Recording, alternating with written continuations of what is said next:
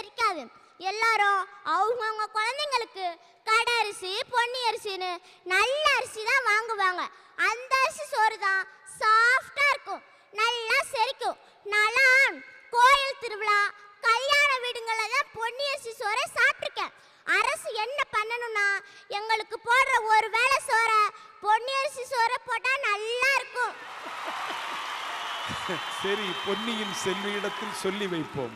எங்க அக்கா ஒரு கவர்மெண்ட் ஸ்கூல்ல 12வது படிக்குது. அது எப்போதுமே ஸ்கூலுக்கு போகும்போது தண்ணியும் குடிக்காது, தண்ணி பாட்டிலும் எடுத்துட்டு போகாது. நான் ஏன்க்கா நீ காலையில தண்ணியும் குடிக்க மாட்டேங்கிற, தண்ணி பாட்டிலும் எடுத்துட்டு போக மாட்டேங்கிறன்னு கேட்டேன். அதுக்கு எங்க அக்கா, நான் மட்டும் இல்ல, எங்க ஸ்கூல்ல படிக்கிற நிறைய பிள்ளைங்க இந்த மாதிரி தான் வராங்க. ஏன்னா எனக்கு ஸ்கூல்ல போய் ஒன் பாத்ரூம்லாம் வந்தா எங்க ஸ்கூல்ல உள்ள பாத்ரூம்க்கு போகவே முடியாது. அப்படியே போனாலும் சாப்பிட முடியாது. ஒன் பாத்ரூம்லாம் வந்தா நானும் என் ஃப்ரெண்ட்ஸுங்களும் அடக்கி வச்சுட்டே வருவோம். இங்க உட்கார்ந்துருக்கவங்கள தைரியம் உள்ளவங்க, துணிச்சல் உள்ளவங்க, செல்வாக்கு உள்ளவங்க உங்க ஊர்ல உள்ள பெரிய அரசு பள்ளிகளுக்கு போய் அங்க உள்ள பாத்ரூம்களை பாருங்க. நான் சொல்றது உங்களுக்கு புரியும். இதுதான் சார் இன்றைய அரசு பள்ளிகளின் நிலைமை. அதுவும் இந்த கவர்மெண்ட்ல வேலை செய்யற வாத்தியாருங்களே அவங்களோட குழந்தைங்களை கவர்மெண்ட் ஸ்கூல்ல சேர்க்கறது இல்ல. வாத்தியாருங்க மட்டும் இல்ல, கவர்மெண்ட்ல வேலை செய்யற கலெக்டருங்க, அமைச்சருங்க யாருமே அவங்களோட குழந்தைங்களை கவர்மெண்ட் ஸ்கூல்ல சேர்க்கறது இல்ல. வேலை மட்டும் கவர்மெண்ட் வேலை வேணும், ஆனா அவங்க குழந்தைங்களை பிரைவேட் ஸ்கூல்ல படிக்கணும். இது என்ன சார் நியாயம்?